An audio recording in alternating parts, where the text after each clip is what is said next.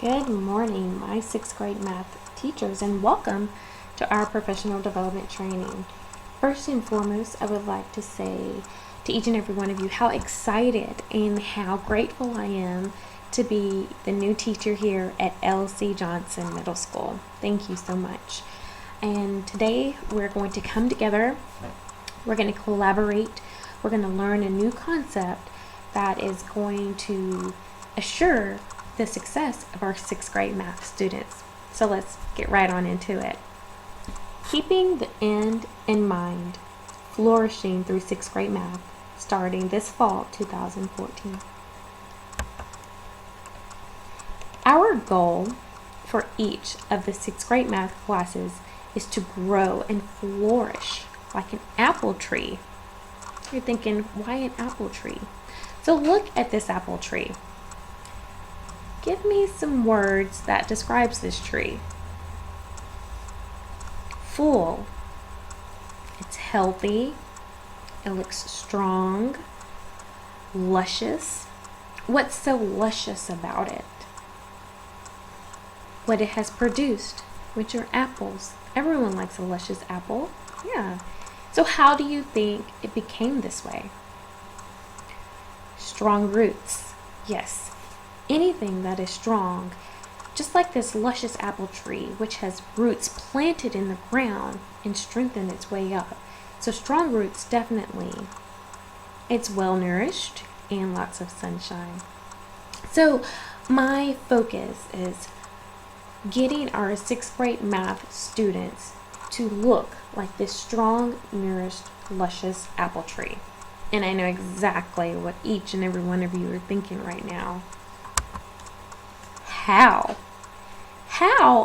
are we going to get sixth grade math students, which most of them just came from an intermediate or elementary school setting, how are we going to get them to come into middle school, dive right into math, and flourish looking like this beautiful apple tree, even by the end of the first 6 weeks? How are we going to do that? How are we going to take the text, the curriculum, the instruction, to turn it into something so beautiful? Each of these over here looks like a visual image of a pile of papers, a lot of works. How do we take that to look like something like a beautiful apple tree? We are taking a new approach to sixth grade math to enhance the success of our students. And that approach is backward design. What is backward design, you say? I've heard of it before. I've been teaching for a while. Have I implemented it in my classroom? To begin with the end in mind means to start with a clear understanding of your destination. It means to know where you're going so that you better understand where you are now, so that the steps you take are always in the right direction. This is a quote from Stephen R. Covey from his book, The 7 Habits of Highly Effective People. Within his quote, I have underlined, begin with the end in mind. That is the root concept of the backward design model. We see down this long road exactly how we want to end. We see down the long road the beautiful, flourishing, nourished apple tree. That's where we want to go. So all the curves, all the straightways, how are we going to get there? How do we get to what we see is at the ending? As I have here for you, another visual image of where we want to be, where we want to go, the ending, keeping the end in mind. Using backward design, how do we get our sixth grade math students to be the product of something great? And we're going to focus on the first 6 weeks. There are 5 steps in accomplishing the backward design model. We are going to start with the first 3 steps, which makes the roots of our apple tree. So as you see here, I have the roots planted strongly in the ground up to a stump, where we're going to start at the very bottom, down here at number 1.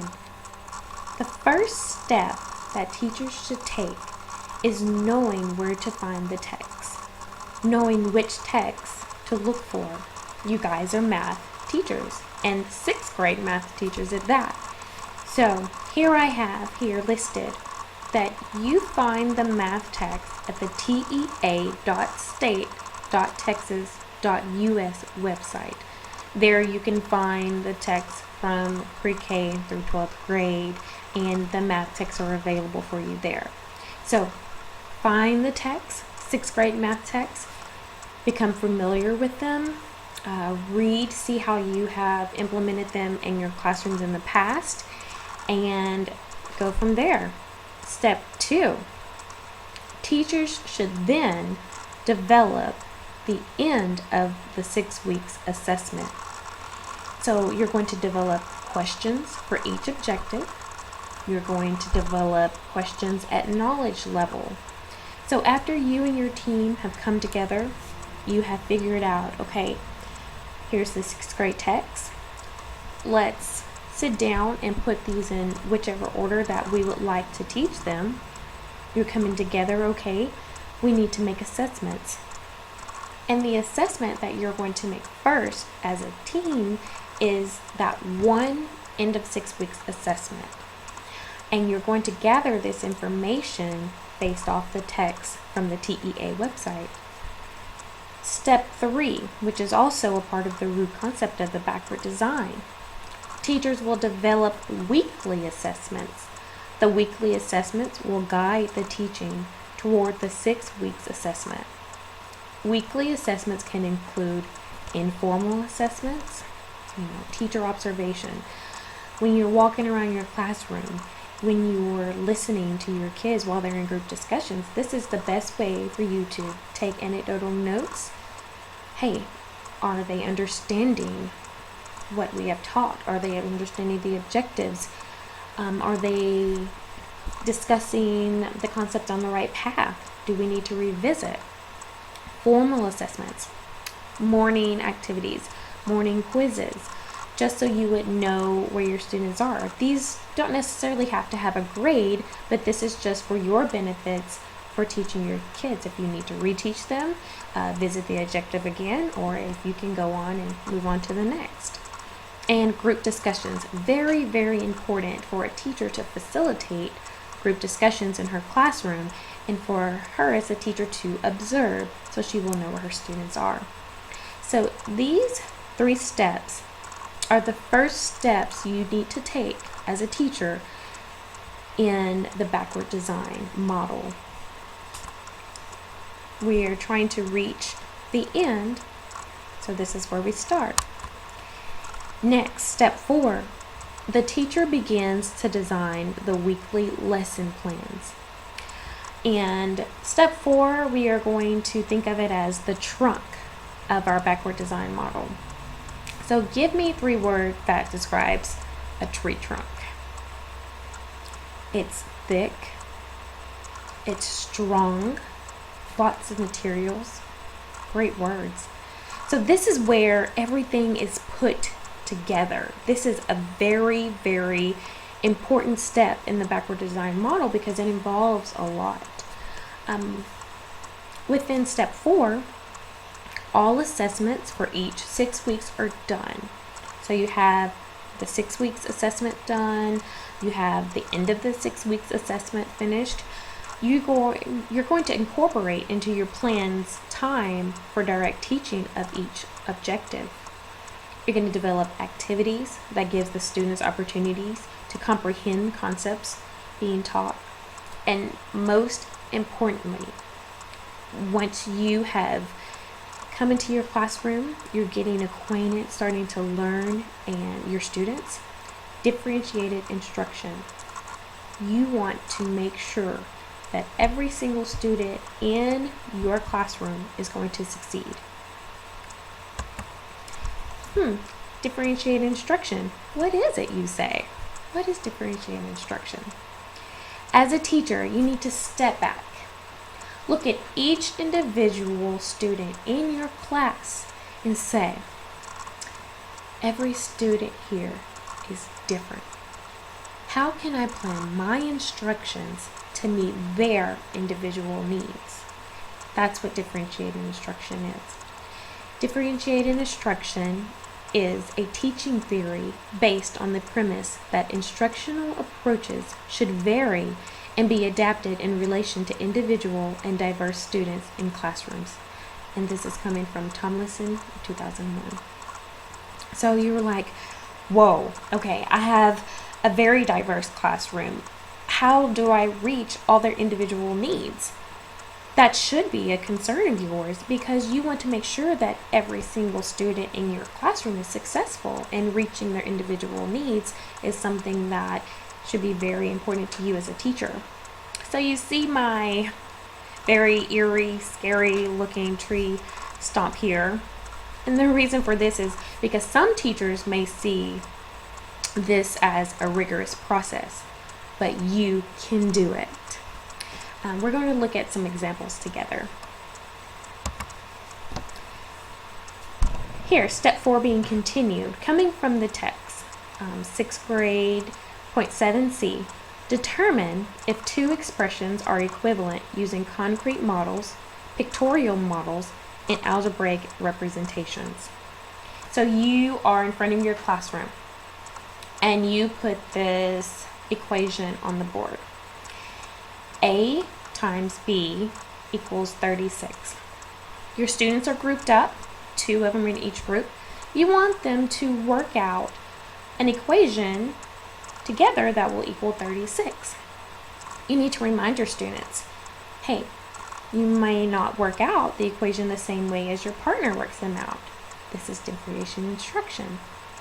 So student 1 and student 2 are working together on how to find the product of the equation. As we see here, student 1, in their process, they have 12 times 3. They give us a picture of 3 circles and 12 dots within each circle. They reached it. It is 36. But within the same group, we have student 2. They show their model as 9 times 4. They give us 4 squares with 9 triangles in each square, also equaling 36. So we're not focused on the process, because differentiation comes within the process. The students have worked it out in their own ways, but each student has gotten the product of 36. Hey, we accomplished our goal. They know how to get there in their own individual ways, and they got to where we wanted them to be. Step 5. Teachers must monitor student learning.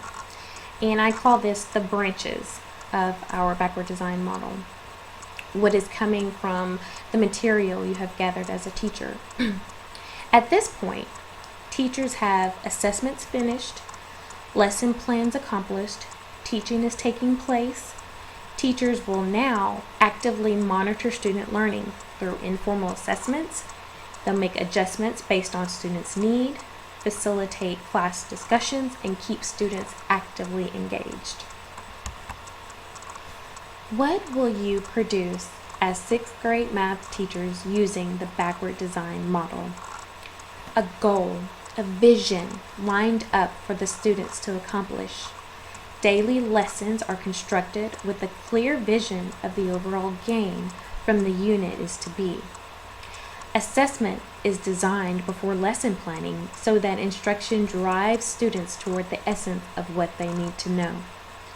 Actively engage students that are learning in a constructivist classroom. And the last one is my favorite. So you have the backward design model here for you. We have the ending in mind. We know the different steps to get there. And this is what I want us to use in our 6th grade classrooms this year. Here we are at the end of our presentation. So let's come together and we're going to share ideas on keeping the end in mind. Thank you.